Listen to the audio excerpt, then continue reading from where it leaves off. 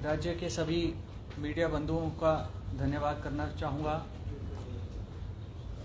12 वर्ष पूर्व जब मैं राजनीति के अंदर आया तो सभी मीडिया के बंधुओं ने बहुत प्यार सम्मान दिया। खासकर मंडी जिला के जो हमारे मीडिया बंधु हैं, कुछ लोगों ने मार्गदर्शन भी किया, कुछ लोगों ने सलाह भी दी और मैं हमेशा आपका आभारी रहूँगा।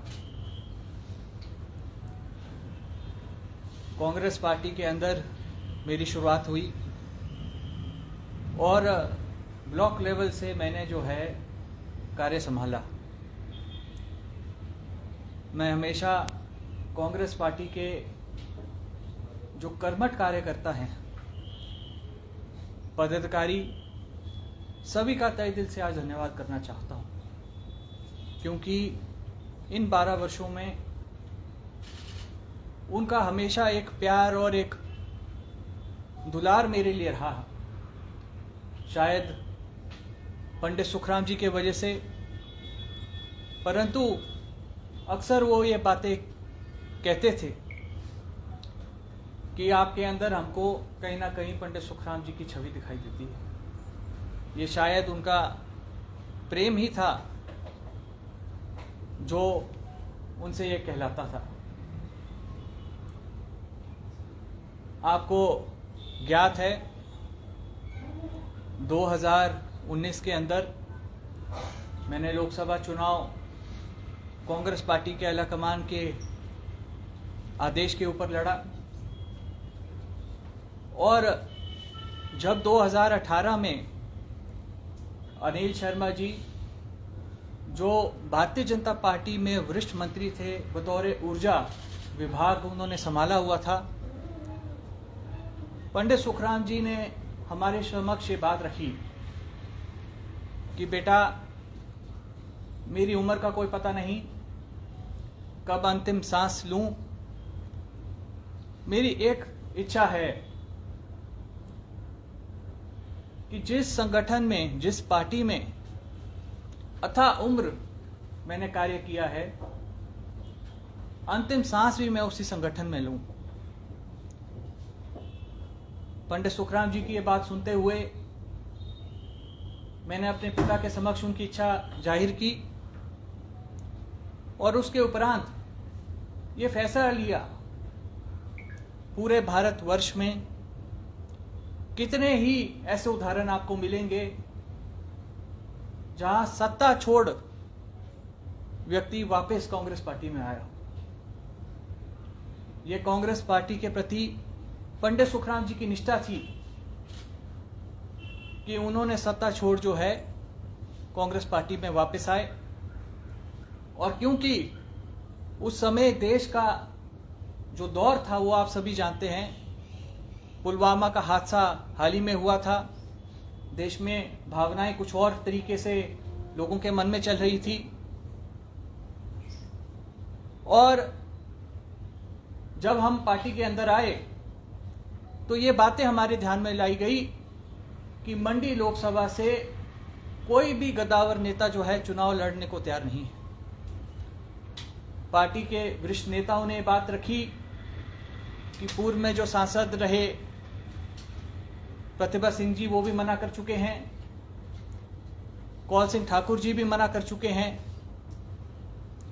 तो उस एवज में राहुल गांधी जी ने पंडित सुखराम जी को के समक्ष ये निवेदन रखा कि आप क्यों ना अपने पोते को यहां से उतारें और कांग्रेस पार्टी का चेहरा इस क्षेत्र से बने।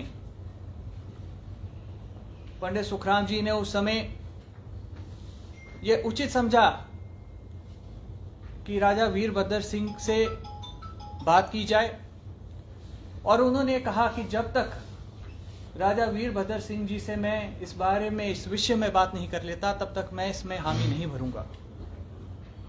दिल्ली में उनके निवास स्थान पे प्रतिभा सिंह जी भी मौजूद रही, राजा वीरभद्र सिंह जी भी मौजूद रहे।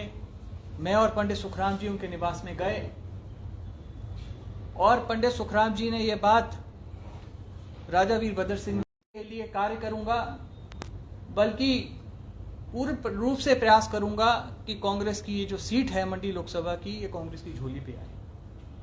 उनके विश्वास से, उनकी हामी भरने के बावजूद पंडित सुखराम जी ने,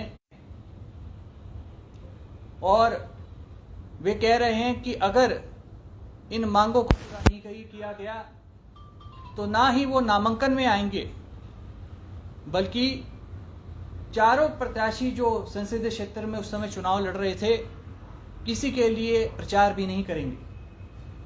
आपको ज्ञात है उस समय राजा वीरभद्र सिंह जी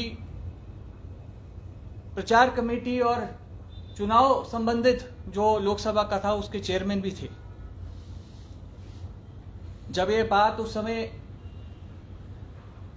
समय के ट्रेजरर कांग्रेस पार्टी के अहमद पटेल जी के ध्यान में लाई, अहमद पटेल जी ने राजा साहब से बात की, परंतु उसका कोई निष्कर्ष नहीं निकल पाया। अहमद पटेल जी का वापस हमसे संपर्क हुआ और उन्होंने कहा कि मेरे सोच से आपको इनकी बातें पूरी कर लेनी चाहिए, अन्यथा कांग्रेस का संदेश जो है इस चुनाव में गलत चले जाएगा। कांग्रेस पार्टी के शीर्ष नेताओं की बात मानते हुए हमने उनकी जो शर्त थी, जो मांग थी, उसको पूरा किया। उनके निवास स्थान पे पूर्व में सांसद रही प्रतिभा सिंह जी और उनके सुपुत्र विक्रमादित्य जी उस शर्त को पूर्ति करने हेतु वहां पे मौजूद रहे। उसके बाद राजा वीरभद्र सिंह जी, आपको याद होगा, मेरे नामांकन के दिन यहां पे भी उपस्थित हुए और उसके बाद उन्होंने मेरे लिए प्रचार भी किया। परंतु मुझे खेद इस बात का है कि जितने भी प्रचार कार्यक्रमों में वो आए, वो एक ही बात को दोहराते रहे कि मैं पंडित सुखराम जी को माफ नहीं कर सकता और समझदार को इशारा ही काफी है। क्योंकि उस समय हर एक कार्यक्रम की वीडियो रिकॉर्डिंग होती थी, इसलिए मेरे कहने पे ना जाके इसका ऑडियो वीडियो प्रूफ भी है, जिसमें राजा साहब ने विभिन्न जनसभाओं के अंदर ये बात कही। मुझको बतौर प्रत्याशी राजा साहब से कुछ मलाल नहीं है। मैं आज भी उनका तहे दिल से सम्मान करता हूं। हो सकता है उनकी कुछ मजबूरियां रही हो सकता है किसी के कहने के अनुसार उन्होंने इस घटनाक्रम को अंजाम दिया हो, परंतु एक विश्वासघात जैसा मैं इसको महसूस हुआ। और मैंने इस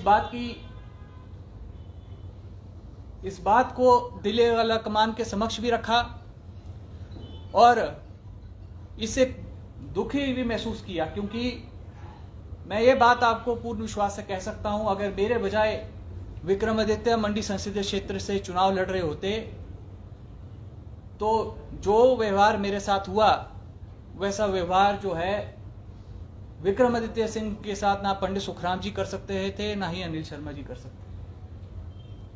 चलिए, वो बात समाप्त हुई।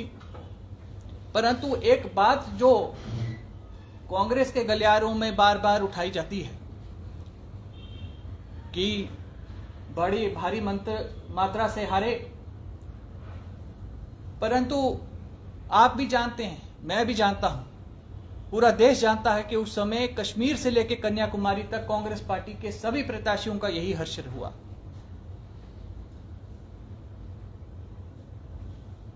शीर्ष नेता कौल सिंह जी बार बार कहते हैं कि बड़ा भारी ये अंतर रहा, परंतु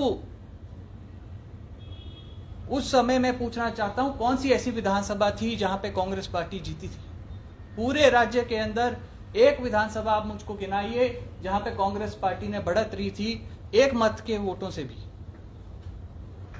मैं तो राजनीति में नया था, परंतु जो 6 बार के मुख्यमंत्री रहे राजा वीरभद्र सिंह जी, जिनका कद का हम मुकाबला भी नहीं कर सकते, वो अपने चुनाव क्षेत्र में 28,500 डाउन गए। उनके सुपुत्र 18,500 डाउन गए। रामपुर में 13,500 डाउन, रोडू में 22,500 डाउन गए। ये क्षेत्र थे जो 30,000 वोटों से कांग्रेस पार्टी वहां नीचे पिछड़ी है भारतीय जनता पार्टी से। ये सच्चाई है। हो सकता है लोगों ने मुझको नकार दिया हो, परंतु क्या जो मेरे साथ 3 प्रत्याशी थे उनको भी नकारा गया? काजल जी को राजा साहब कहते थे उस समय, ये मेरे आंखों का काजल है, परंतु अगर आपकी याददाश्त ठीक है और मेरी भी याददाश्त अगर ठीक है तो मेरे ख्याल से उनकी जमानत जब्त हुई थी उस समय। और ठाकुर कौल सिंह जी के लिए मैं बार बार उनसे ये गुहार लगाता रहा कि आप मेरा प्रोग्राम रखाएं, परंतु उन्होंने कार्यक्रम रखवाने में इतना विलंब कर दिया। अंतिम के 2 दिन के अंदर वो मेरे को दरंग चुनाव क्षेत्र के अंदर ले गए। जल्दबाजी में वहां पे कार्यक्रम कराया और उसके बाद जितने भी कार्यक्रम होते थे वहां पे ऐसा बोल के जाते थे कि पीछे से कि भाई फेरा दो। सुबह वो कहते थे फेरा दो, शाम को हमको सूचना मिल जाती थी, क्योंकि दरंग और सदर में कोई ज्यादा अंतर नहीं है, वहां पे भी हमारा परिवार है। प्रकाश चौधरी जी के साथ चुनाव प्रचार में गए तो कहते थे देख लो आपकी इच्छा है, कभी भाजपा में जाते हैं, कभी कांग्रेस में जाते हैं, कि उन्होंने इनको वोट दें।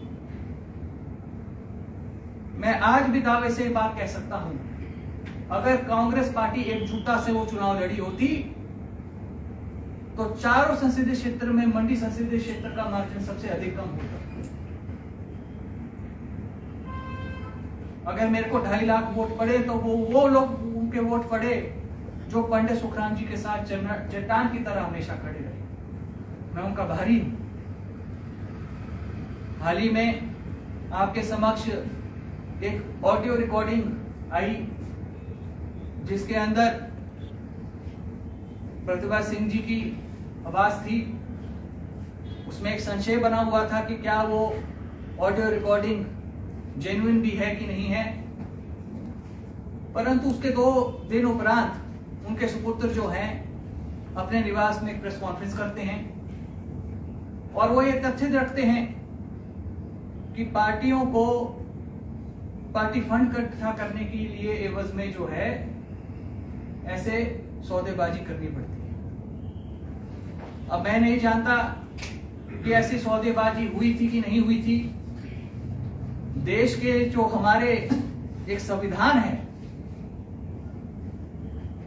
प्रदेश के नुमाइंदे जो चुनकर जाते हैं,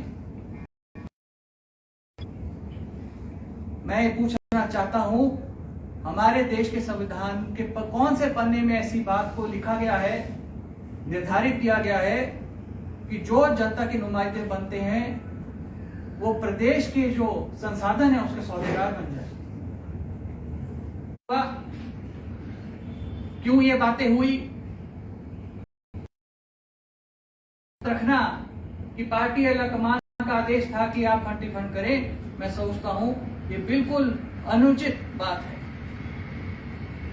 इसमें टैक्स पेयर जो हमारे हिमाचल प्रदेश के हैं उनका अधिकार है प्रश्न उठाने का।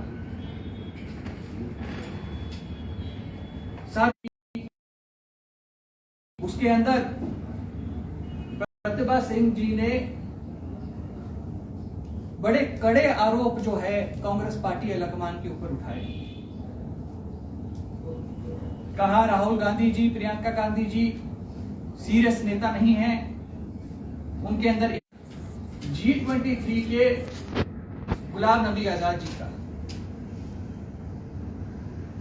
वो गुलाम नबी आजाद जी जिन्होंने अथाह उम्र कांग्रेस में सत्ता सुख भोगा और उसके बाद जब राज्यसभा की सीट उनको नहीं प्राप्त हुई तो गांधी परिवार के ऊपर हर कुछ बयानबाजी करके वो पार्टी को अलविदा कर गए। जिनको 6 बार मुख्यमंत्री पार्टी ने बनाया, 3 बार सांसद बनाया, सुपुत्र विधायक हैं, वो आला कमान आज अच्छे नहीं हैं। परंतु जो G23 में पार्टी की ऊपर कीचड़ उछाल के गए, उनके प्रति उनके मन में हमदर्दी है। और मैं आश्चर्य हुआ इस बात से कि 4 हमारे प्रभारी हैं, इस राज्य के वरिष्ठ कई नेता हैं, परंतु किसी ने भी एक लफ्ज जो है इस बात के खिलाफ आवाज नहीं उठाई। किसी ने भी ये नहीं कहा कि ये अनुचित बात की गई है। मुझको एक समय का दौर वो भी याद है जब पंडित सुखराम जी के ऊपर एक संकट का समय आया था। देवी गौड़ा जी की सरकार थी और उस समय प्रेशर बनाया गया उनके ऊपर कि आप कांग्रेस पार्टी के खिलाफ जो हैं कुछ बात बोलें। मगर पंडित सुखराम जी को ऐसे ही लोग राजनीति का चाणक्य नहीं कहते। उनके अंदर सहनशीलता थी। डराया गया, धमकाया गया, कहा आपके बेटे अनिल शर्मा के ऊपर मुकदमा दायर करेंगे। मुकदमा भी हुआ सीबीआई का, और पहली बार देश के इतिहास में ऐसा हुआ कि मुकदमा चार्जशीट होने के बाद सीबीआई को याचिका देनी पड़ी कि हमको अनिल शर्मा के ऊपर गलत मुकदमा के लिए हमने चार्जशीट दाखिल। अनिल पंडित सुखराम जी ने कभी भी कांग्रेस पार्टी के आला कमान के खिलाफ एक शब्द नहीं बोला अपने पूरे जीवन में। और यहाँ पर जिनको सब कुछ प्राप्त हुआ, आज उनको वो अच्छे नहीं लग रहे हैं। मैं आपके समक्ष ये बात रखना चाहता हूं। आजकल विक्रमादित्य जी बहुत मधुर गीत गा रहे हैं, शिमले नहीं रहना, कसौली नहीं रहना, चंबा जाना जरूर। अब चंबा जाके तो कुछ प्राप्त होने वाला नहीं है, क्योंकि जो उनके किचन कैबिनेट के चंबा के वरिष्ठ नेता रहे, आज वो बड़े गंभीर आरोप पार्टी के ऊपर लगा के गए। उन्होंने कहा क्योंकि वो, मैं तो स्ट्रेटजी में नहीं बैठता था, वो बैठते थे, सारी वरिष्ठ मीटिंगों में वो बैठते थे, पार्टी के कार्यक्रमों में वो बैठते थे। परंतु ये सोचने पे मजबूर होते हैं लोग जब ये बात होती है कि टिकट का जो है खरीद फरोख्त चली है। अगर उन्होंने ये इल्जाम लगाया तो मेरी समझ से कांग्रेस पार्टी को इस पे संज्ञान लेने की आवश्यकता थी कि किस बात पे उन्होंने ये बात की। परंतु किसी ने भी ना इस बात को कोई काउंटर किया, ना इसका स्पष्टीकरण दिया। आपके समक्ष मैं ये बात भी रखना चाहता हूं, जो दोस्त कमिटमेंट जो है कांग्रेस पार्टी आज चुनाव के समय पे कर रही है, उसके एक कमिटमेंट है कि ओपीएस जो है, हम आते ही, सरकार बनाते ही पहली फाइल जो साइन करेंगे वो ओपीएस के संदर्भ में। अब मैं नहीं जानता हूं कि किसने ये बातें रखी, क्या सोच के रखी, क्योंकि मीडिया, सोशल मीडिया का चेयरमैन रहा हूं मैं कांग्रेस पार्टी का, और ये सभी को मालूम है कि ओपीएस लागू तभी हो सकता है, इस बात को तभी जो है धरातल पे उतारा जा सकता है जब तक केंद्र सरकार की इसमें मदद ना हो। राज्य सरकार फाइनेंशियली कैपेबल नहीं है ओपीएस की मांग को पूरी करने के लिए। अन्यथा जहां कांग्रेस पार्टी की सरकारें हैं, राजस्थान पे सरकार है, छत्तीसगढ़ में सरकार है, हिमाचल से बड़े राज्य हैं, उनकी इकोनॉमिक स्ट्रेंथ भी हमसे ज्यादा है, इंडस्ट्रियां भी हमसे ज्यादा है, माइक्रो स्मॉल स्केल इंडस्ट्रीज भी हमसे ज्यादा है, तो वो राज्य क्यों नहीं ओपीएस जो है अपने राज्य पे लागू कर पाते? मैं समझता हूं ये मात्र एक छलावा है। आज हम सभी जानते हैं भारतीय जनता पार्टी की सरकार केंद्र में स्थापित है, और जब तक भारतीय जनता पार्टी की सरकार केंद्र में जो बैठी है वो इसको नहीं स्वीकारेगी तो ओपीएस कभी भी किसी भी राज्य पे लागू नहीं हो सकता है। ये वास्तविकता है। और अगर ओपीएस लागू हो सकता है तो तभी हो सकता है अगर एक पार्टी की सरकार केंद्र में भी हो और दूसरी पार्टी की सरकार जो है राज्य के अंदर भी है। दूसरी बात जो उन्होंने कही वो कही हम महिलाओं को भत्ता देंगे। अब मैं एक पूछना चाहता हूं, क्योंकि विक्रमादित्य जी पिछली बार कहीं बोल रहे थे कि हमने किसी इकोनॉमिस्ट को रेफर किया है, तो मैं उनसे नाम भी जानना चाहूंगा कौन इकोनॉमिस्ट है जिन्होंने ऐसी ज्ञान दी है। जो राज्य पहले ही से ही कर्जे में डूबा हो, बिना रेवेन्यू जनरेशन के आप कैसे महिलाओं को भत्ता दे पाएंगे? जो राज्य पहले से ही कर्जा लेकर विकास कर रहा हो, जो सरकारी हमारे कर्मचारी हैं उनकी तनख्वाहें दे रहा हो, वो बिना रेवेन्यू जनरेशन के कैसे भत्ता दे सकता है? ये मेरे समझ से बाहर है। दूसरी उन्होंने जो बड़ी विचित्र बात इसके अंदर कही कि हम 2 रुपए का गोबर खरीदेंगे। अब हमारी टोपोग्राफी आप जानते हैं, पहाड़ी राज्य है। 2 रुपए का गोबर अगर खरीदेंगे तो कितना तेल लगेगा? उसमें सरकार जो है, जो आज किसान सस्ता दाम पे गोबर और अपने फर्टिलाइजर खरीद रहे हैं, उसका दाम कहां जाएगा? तो मुझको लगता है कि सारे जुमले वादे हैं, और इनमें जो है कोई भी तथ्य मेरे को नहीं समझ आ रहा कि भाई हिमाचल के लोगों को उसका क्या फायदा हो सकता है। उसके उपरांत आपने कहा 5 लाख नौकरियां देंगे। अब वो नौकरियां कॉन्ट्रैक्ट बेसिस में होगी कि वो नौकरियां जो है वाकई में ही दी जाएगी, पक्की नौकरियां होगी।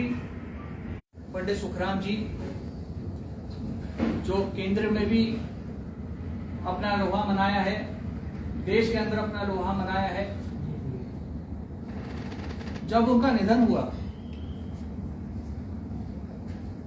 तो बड़ा दुर्भाग्यपूर्ण बात है कि राहुल गांधी, सोनिया गांधी जी का तो मुझको फोन आया और मैं उनका धन्यवादी हूं कि उन्होंने पंडित सुखराम जी को स्मरण किया, उनके काम को स्मरण किया। परंतु मुझे दुख इस बात का है कि राज्य के जो हमारे वरिष्ठ नेता रहे, वो उदयपुर चिंता शिविर के बाद जो है पंडित सुखराम जी को याद करने का समय उनको प्राप्त हुआ। जो हमारे मुख्यमंत्री हैं जयराम ठाकुर जी, जिनको सरकार चलानी है, ये प्रदेश चलाना है, उनके पास ये समय था कि 4-4 बार वो पंडित सुखराम जी के को याद करने के लिए आए, परंतु विपक्ष में बैठे हमारे नेताओं के पास समय नहीं था पंडित सुखराम जी को याद करने का। मैं धन्यवादी हूं माननीय मुख्यमंत्री जी का कि उन्होंने विपरीत परिस्थिति में अपना हेलीकॉप्टर उनके इलाज के लिए उपलब्ध कराया और खुद जो है सड़क मार्ग से वो अपने कार्यक्रम पे गए। मैंने उस समय कि माननीय मुख्यमंत्री जी, जब तक मैं जीवित रहूंगा हमेशा आपका ऋणी रहूंगा। राजनीति के अंदर मतभेद, मनभेद होना आम बात होती है, परंतु पंडित सुखराम जी का एक अपना एक आज हम ऐसे हमारी सभ्य है या आज जो मोबाइल टेलीफोन, जो सेना में भर्ती, ये सारी पंडित सुखराम जी की सोच रही। अभी हाल ही में डॉक्टर मार्कंडे जो भारतीय जनता पार्टी के मंत्री थे, वो बता रहे थे कि लाहौल, तो कहते नहीं, मैंने इतना बोला कि मैं पंडित सुखराम जी के दल में रहा हूं। तो सिर्फ इतनी सी बात करने से जो पंडित सुखराम को 20-25 वर्ष हो गए राजनीति से संन्यास लिए, बात कहना चाहता हूं। कौल सिंह ठाकुर जी ने पिछले कल एक बयान दिया और मैं नहीं जानता हूं कि उनके मन में मेरे लिए क्या पीड़ा है, परंतु बात कह सकता हूं आदरणीय जाने, परंतु राजनीति के अंदर मेरा अगर विरोध अगर किसी बात के लिए किया गया तो सिर्फ मेरा एक ही कसूर रहा कि मैं पंडित सुखराम जी का पोता हूं। भी प्रतिभा सिंह जी ने कभी भी जो है ना इस बात का धन्यवाद किया, उसके उलट कई बार यहाँ पे विधानसभा में आकर चंपा ठाकुर जी का उन्होंने बतौर प्रत्याशी अनाउंसमेंट की, काटने की कोशिश की और हर जगह मेरा रास्ता रोकने का प्रयास किया। कौल सिंह ठाकुर जी ने कहा कि जो अपने बाप का नहीं हो सका वो किसी और का क्या होगा।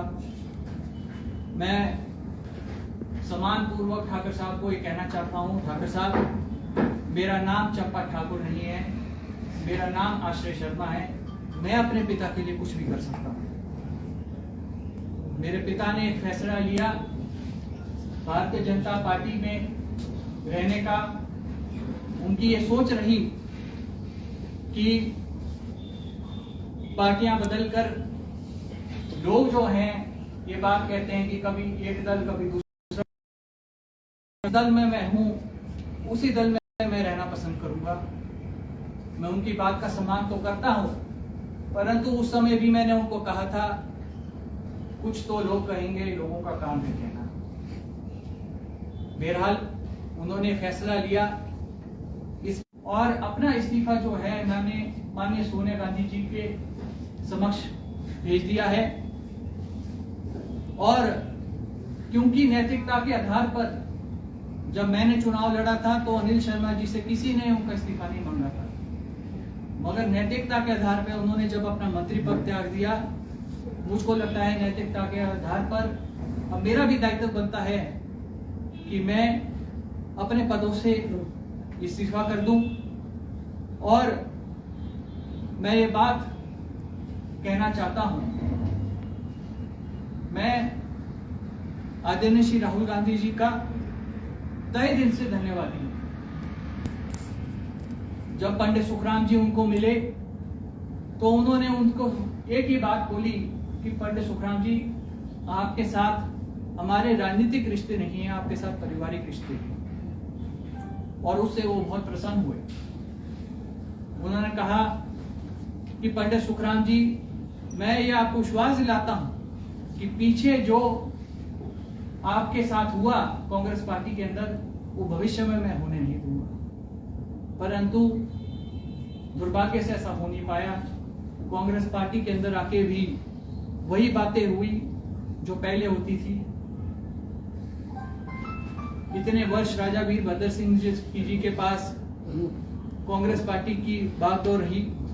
उसके बाद अब कांग्रेस पार्टी नेशनल पार्टी ना रहकर प्राइवेट लिमिटेड फर्म बन चुकी है, जिसमें मां ही सांसद अध्यक्ष है, सुपुत्र विधायक है, तो सुपुत्र महामंत्री है और संगठन के सभी संगठनों के प्रभारी हैं।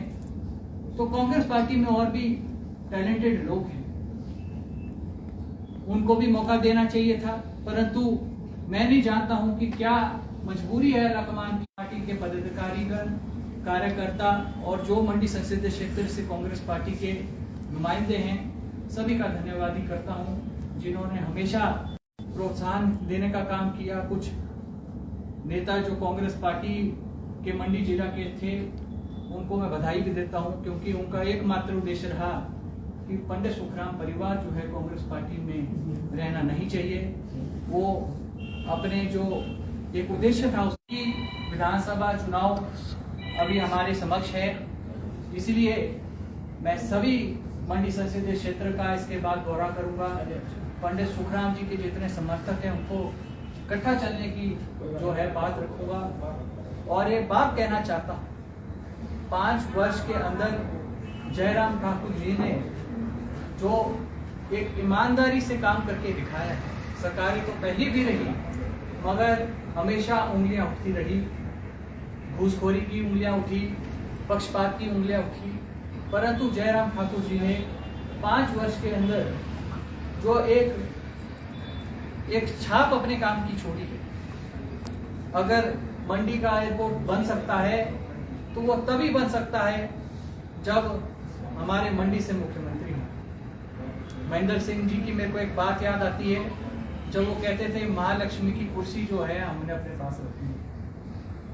मैं मंडी जिला के लोगों से निवेदन करूंगा, ये महालक्ष्मी की कुर्सी हमने अपने पास ही रखनी है। और इस बार जो है महालक्ष्मी की जो छिड़ाव है धन का, वो 10 हल्कों में बराबरी में बटेगा। मुख्यमंत्री से निवेदन भी करेंगे, और ताकि क्योंकि 30 वर्ष ये महालक्ष्मी की कुर्सी मंडी शिमला जिले के पास रही, 10 वर्ष ये हमीरपुर जिला के पास रही, अब मंडी की बारी है। अब हमने महालक्ष्मी की कुर्सी कई वर्षों तक अपने पास रखनी है। तब इसमें कोई सहमति नहीं बनती है, तब तक अपने निर्दलीय रूप से जो काम कर सकते हैं राजनीति के अंदर वो करने का प्रयास करेंगे। जैसे कि आपने कहा कि जो कांग्रेस पार्टी है काफी लंबे समय से आपके साथ जो है अच्छा व्यवहार नहीं किया, जैसे कि आपने प्रेस वार्ता में कहा, लेकिन तो आप कांग्रेस पार्टी में इतने लंबे समय तक क्यों जुड़ रहे हैं? आज का ही दिन क्यों आपने? कुछ लोग मेरे साथ कांग्रेस पार्टी के अंदर शामिल हुए थे और मैं सबको सम्मान पूर्वक वापस ले जाना चाहता था, और सबको ऐसा ना लगे कि हमने कोई फैसला बंद कमरे में लिया। सबसे चर्चा की, सबसे सहमति ली, और जब वो ब्लॉक भंग किया गया जो पूर्ण रूप से उसके ऊपर एक भी सवालिया निशान नहीं था, उनकी कार्यशैली हुई। बूथ कमेटियां उन्होंने बनाई, कांग्रेस की मेंबरशिप उन्होंने करवाई, जो भी पार्टी का कार्यक्रम आया उसको करने में सक्षम थी। परंतु जब पार्टी ने मेरे से बिना विचार किए उसको भंग कर दिया, तो हम सब कार्यकर्ताओं का ऐसे सहमति बनी कि अब हमको यहाँ से जाना ही ठीक है। आश्रित जी, आपके पिताजी ने कॉन्फ्रेंस में मुख्यमंत्री के साथ ये कहा कि अब परिवार साथ में चलेगा, तो आप अभी कह रहे हैं कि अभी इस पे विचार नहीं किया है। फादर का आपके ऑर्डर आ चुका है, तो क्या मतलब आगे क्या रणनीति रहेगी फिर आगे चलने की? भारतीय जनता पार्टी एक अलग दल है, एक अलग आइडेंटिटी है, उसके कार्यशैली भी अलग तरीके की है। भारतीय जनता पार्टी किसको शामिल करना चाहती है, उनकी एक कैलकुलेशन रहती है, और उस कैलकुलेशन के आधार पर शामिल करती है। तो मेरे से ना ही भारतीय जनता पार्टी की अभी इस बारे में बात हुई है, ना ही हमारे से कोई ऐसा संपर्क हुआ है, और भविष्य के अंदर अगर कोई बात होगी तो अभी आपने कहा कि आपने कांग्रेस छोड़ ली है और भाजपा भी ज्वाइन नहीं किया, लेकिन फिर भी आप कह रहे हैं कि आप राजनीतिक जो गतिविधियां है वो करते रहेंगे, तो किसके लिए करोगे? देखिए, निश्चित रूप से जब मेरे पिता भारतीय जनता पार्टी के अंदर हैं और भारतीय जनता पार्टी के गए हैं, तो दिखती लाजमी सी बात है कि मैं जो है उनके जो फैसला है उसको मानते हुए उनके अनुकूल ही चलना पसंद करूँगा। तो डिसाइडेड है कि आश्रय शर्मा, जिस तरह से आपके पिता ने कॉन्फ्रेंस में कहा कि परिवार सहित भाजपा में है, तो आप भी भाजपा में खुले तौर पर कब तक कहेंगे आप? अभी ऑफिशियली तो मैं भारतीय जनता पार्टी का मेंबर नहीं हूँ और ना ऐसी कोई चर्चा, परंतु मैं कहीं ना कहीं बात को समझता हूँ कि कांग्रेस पार्टी के भी कुछ हमारे साथ लोग जुड़े हुए थे जिनके मन को शायद ठेस पहुँच सकती है मेरे भारतीय जनता पार्टी में जाने से।